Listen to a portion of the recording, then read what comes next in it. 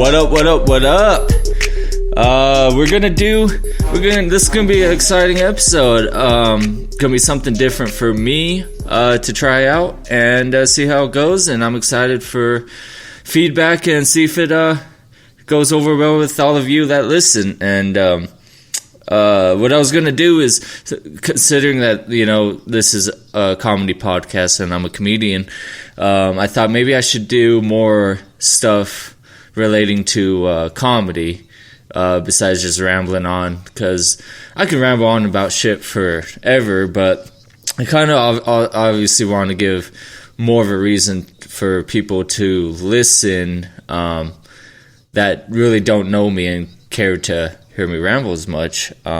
So this one we're going to do I want to do some like writing techniques, like what I use to come up with material and structure a joke and all of that. So obviously I'm just going to do a little run through of it, because you could talk about this shit all day and still not cover all of it. But for me, I went into comedy completely blind. Like, I didn't know.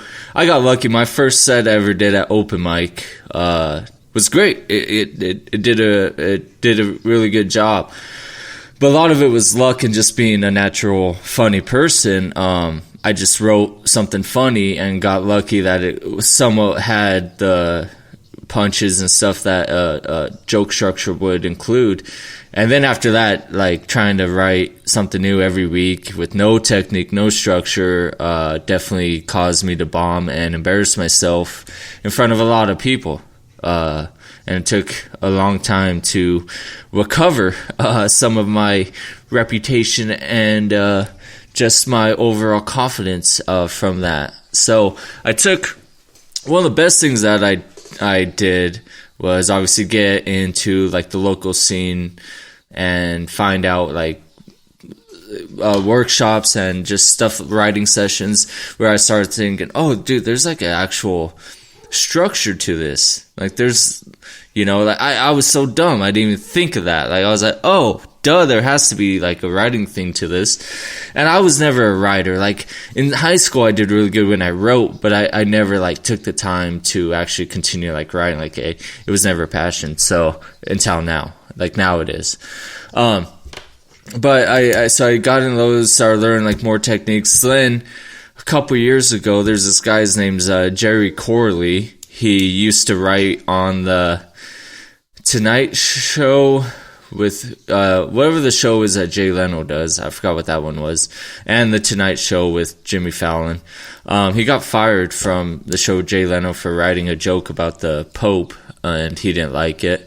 But like, so he was never like a famous comedian in the sense of like being on stage doing stand-up, but he was a good writer and he did stand-up.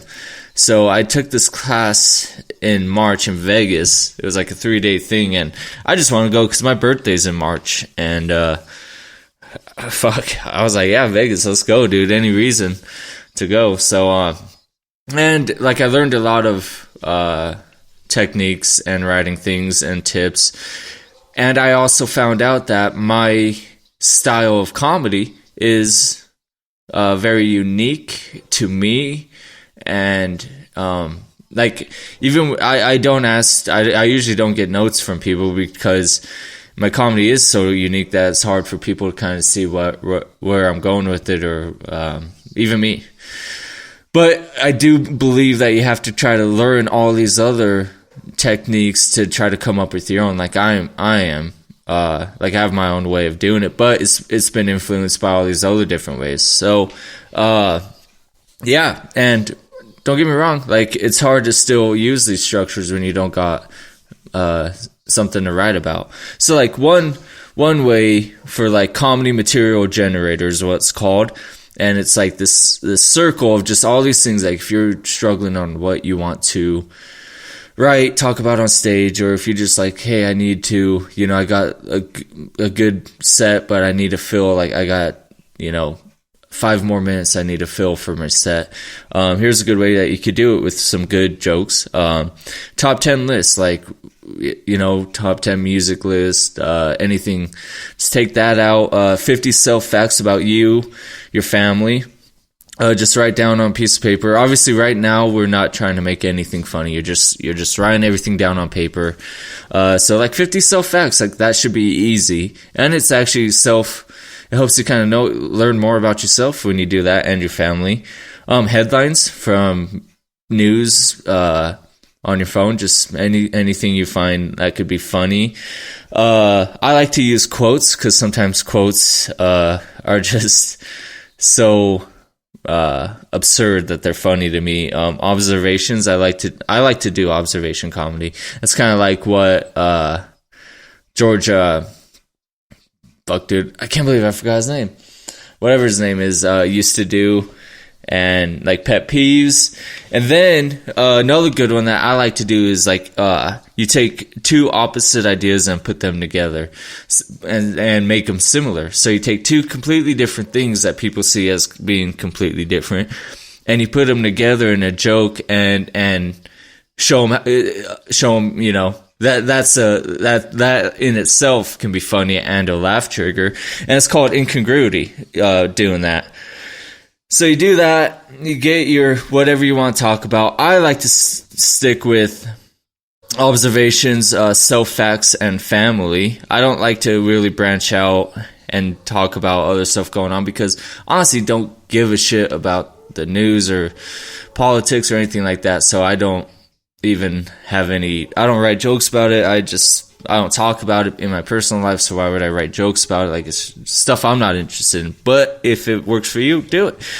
What works for me is myself, family, observations, stuff like that I see in just everyday life or go through. And then, obviously the writing 1, 2, 3 that is the maxims of the 5 W's. I don't know why they call it maxim of the 5 W's because there's an H at the end. It's stupid. You'll see what I'm talking about. So, like, the maximum of the 5 W's is who, what, why, where, and when. But then they have, how, which is a critical member into those. So, anyways, it's called the maximum 5 W's. Should be 5 W's and 1 H. Who, what, why, where, when, how. Now, you do that with your comedy generator, get your shit to all what you want to do, and then remember when you're writing, filling in those blanks with the material that you're trying to write about. There's some actual science behind what makes people laugh, especially in a big group setting, like in a comedy club. Obviously, when they say laughter is contagious, it's actually very true. Like, I'm sure people have experienced this. You ever just been in a comedy club or anywhere, and like everyone around you starts laughing, and you kind of just start chuckling too, and you're kind of like, what are we laughing about? I've done it, so don't fucking tell me you've never done it. You just start laughing because you're like, everyone else is laughing. It's contagious. Some of the laugh triggers, I think they said there's like officially 8, there may be 9, like actually scientifically proven what causes like just spontaneous laughter. Surprise, obviously, embarrassment, recognition, release, configurational. If you're familiar with the comedian Mitch Hedberg, he did very configurational comedy, and that's how he got people to laugh. He basically, his jokes, he basically let the audience finish the joke, which is what configurational is. He was very great at it, and I still love his stuff, even though he passed away. Still love watching his stuff because he was great at it. A lot of people copy it today, but yeah, he was one of the greatest at that. So then obviously, the ones I like to use when I take all that stuff and write it in joke form, is like your setup and your punch. So like you got your premise.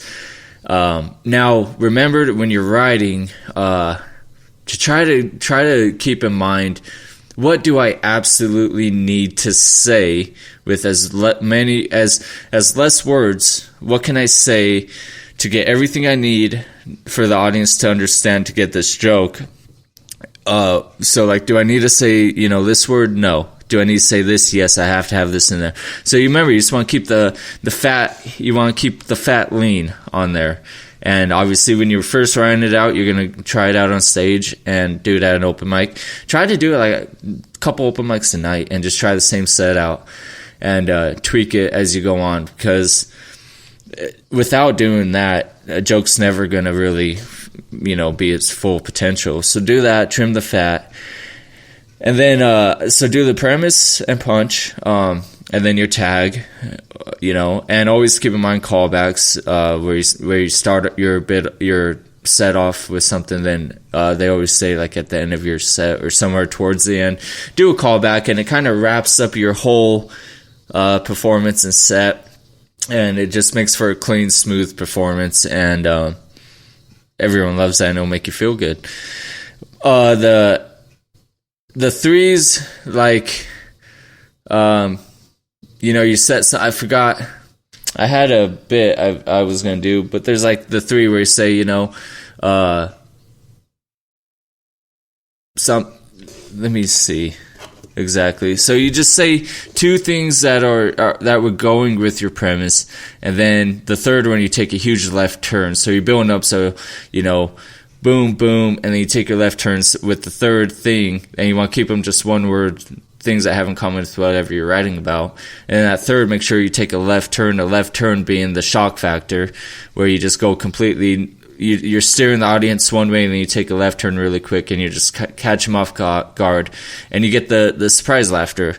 And that's what I like to do. I also like to do the easy one that you can do is cliches, just Google cliche sayings, and you could get a lot of material, those short bits you could say, which would be good for like the beginning of your set, because you want to get laughter pretty quick, to gain confidence within the audience that you're going to be funny. You usually want to either put a one-liner or just say something funny quick to get them laughing. Then you can go into your set, and cliche sayings are really good for that. One of my I wrote one that was kind of stupid, but just for example, it was like that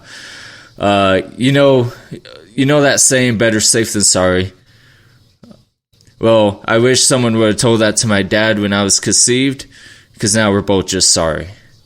Like that's just an example of like a cliche saying, very stupid. But it's something I wrote when I went through that class, and I made it funny because I did a funny act out with it. But that's a thing. And there's a couple books that I found that helped me with this. One of them was called the Comedy Bible. Now, the Comedy Bible isn't merely just for stand-up. It's the Comedy Bible by Judy Carter. But it's also, it's like only half of it. Like if you're just focusing on stand-up, I would only recommend reading like the first half of it, because the rest, because the first half's only about stand-up, but the rest is like about sitcoms, sketches, but if you want to write comedy, I mean, sketches, all that stuff. So it's a good book to cover all of that.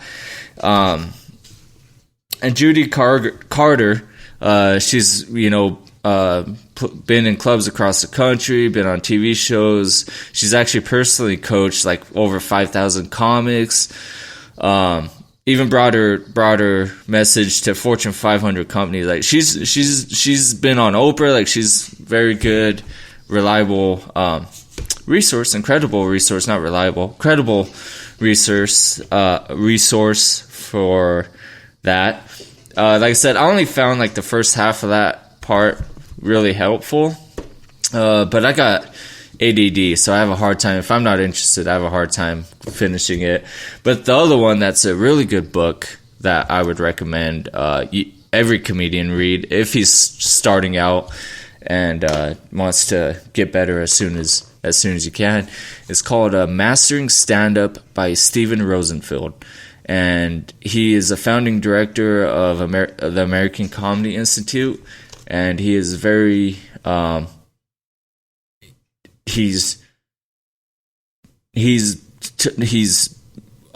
sorry, I was reading this thing. He's like helped Jim Gaffigan, like he's been with the big names, so he's one of the best teachers probably out there for stand-up. And the whole book is good. It's called Mastering Stand-Up: The Complete Guide to Become a Successful Comedian. Sounds cheesy, I know. It's like How to Be a Comedian for Dummies, but it's one of the best key factors in the book that I found that helped was the one of the biggest obstacles new comedians or people that want to be comedians face is finding out how they are on stage and who they are as a comedian and who they are on stage compared to real life. Like there's an exaggerated persona of yourself. Like when I go on stage, everything I am is like who I am in real life, just a little bit more exaggerated form of it. So, and obviously at first I wasn't me. I was trying to be someone else, because when you go into stand-up, you know, you've only watched it, so you only have ideas of what other comics look like. And one thing to keep in mind, man, the more different you are, the better. So don't be discouraged if you're not like everyone else, because just keep with it, and you'll find yourself as a comedian person you want to be on stage.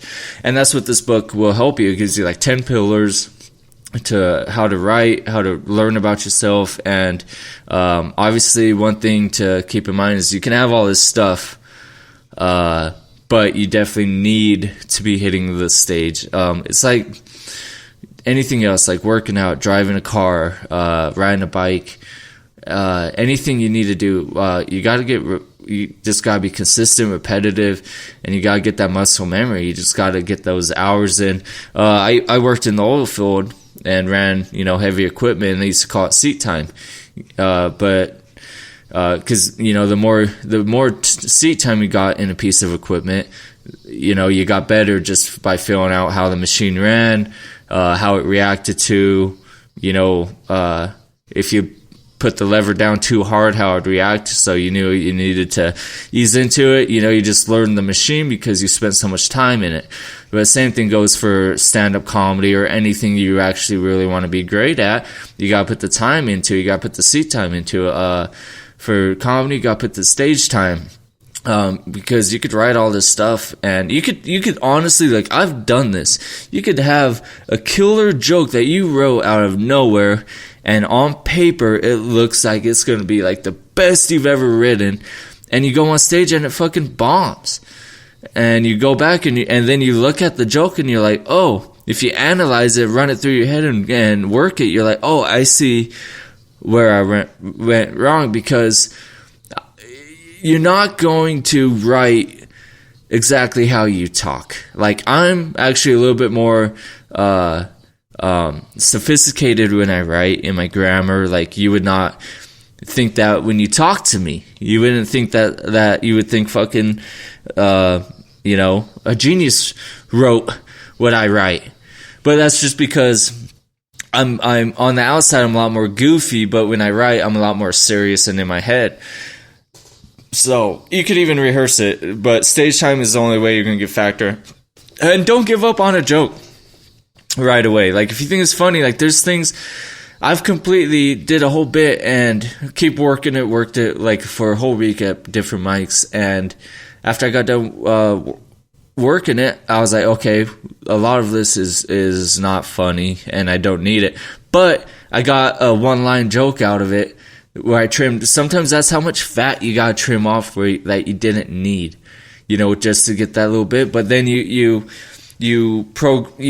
exercise your brain to start thinking like that. So when you get better, so you don't have to go through all that nonsense to try to get a bit. You just start exercising your brain that way, where it's muscle memory, and you just start thinking of jokes that way and writing them. So you start even writing them in your head before you put them on paper, and that's how you just get good, and that's how you get faster. And that's how you can build an hour set in 6 months to a year, instead of just having like 10-15 minutes that you spent a year or two doing, just finding yourself. So yeah, there's some ways to take an approach. Obviously, that was just like a quick run through. And if you listen to it and that helped you, give me some feedback and let me know if you want me to go into more detail about stuff like that, or if it was just garbage and you've already heard it. Let me know.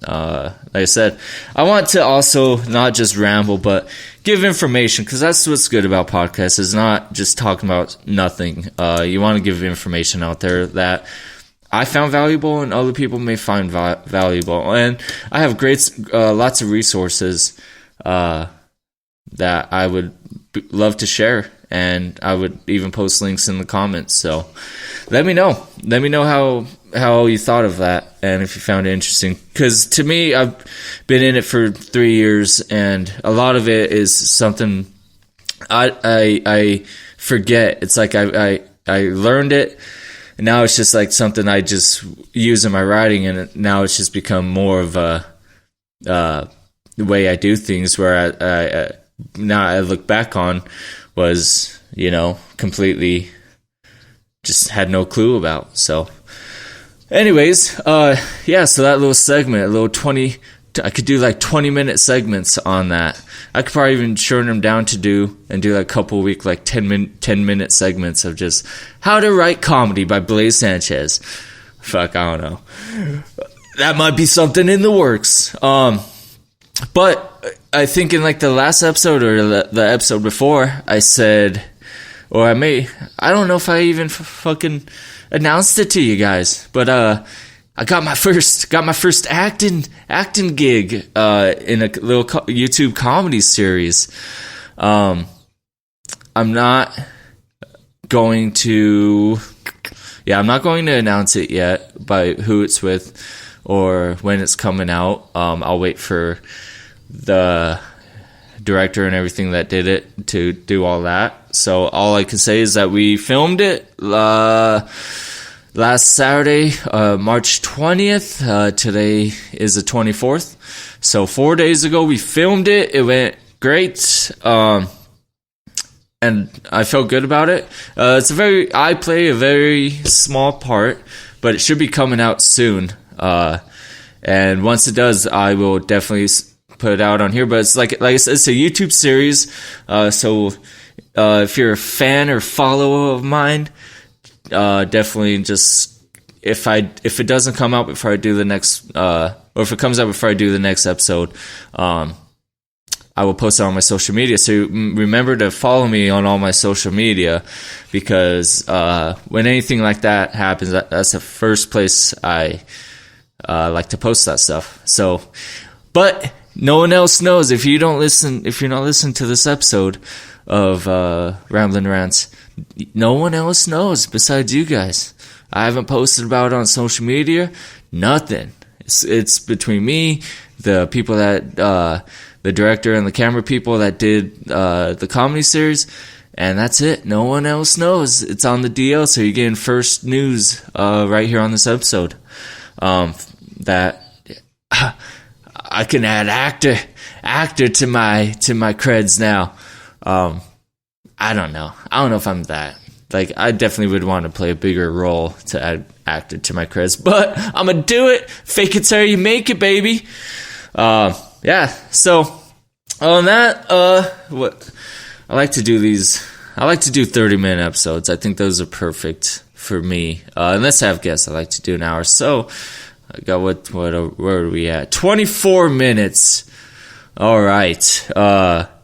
Guys, I want to take this time just to talk about this new rapper that I didn't necessarily find it, but someone told me about him, and then I kind of looked into him more. But Tom McDonald, this rapper is fucking amazing. He's definitely like in my top 5 rappers right now, and he just talks about real shit. And that's why rapping is like very like I love rap music.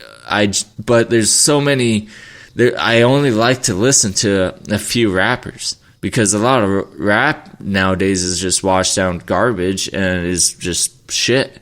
But this guy, he is really good, and he's not even a fucking American. Like he a lot of his songs, like he has one of his songs called "Cancelled," "No Lives Matter," "Fake Woke," where he talks about, like, he's not saying like that shit doesn't matter, but he talks about like how some people are stupid or just over exaggerating and fighting about the wrong shit, because it doesn't make,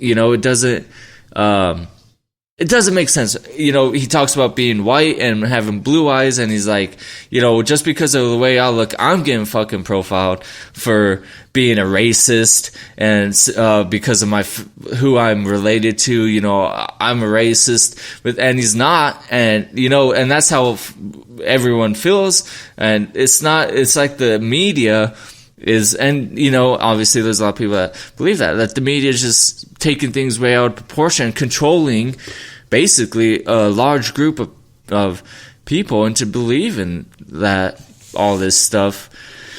And anyways, you have to listen to his music, but he is great. And like I said, he used to be a fucking wrestler over in Canada. Like he's not even, like, he's over here on a visa.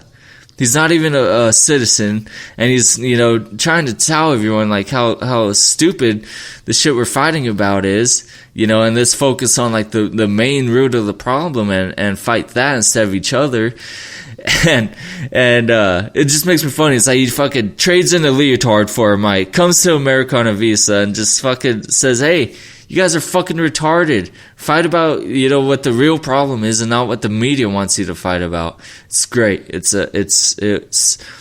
fucking a great message. And definitely check out Tom MacDonald and his girlfriend, Nova Rockefeller.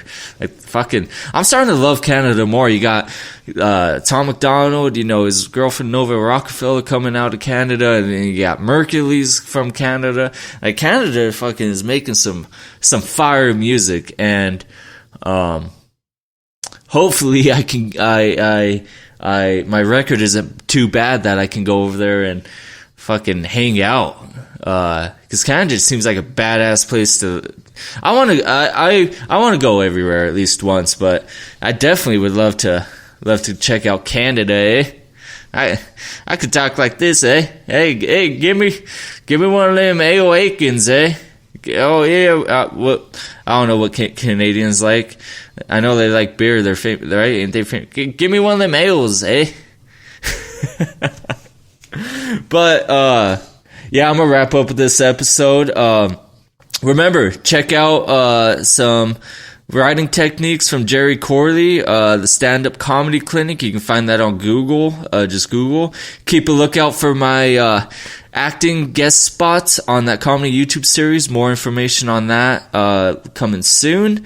And make sure to follow, subscribe on all my social media platforms, Blaize Sanchez, on all of it, and my YouTube channel. Go subscribe, leave a review on Apple or iTunes, wherever you can, and just let me know, and especially let me know about this episode. Let me know, give me feedback on the comedy tips, and if you liked it, and if not.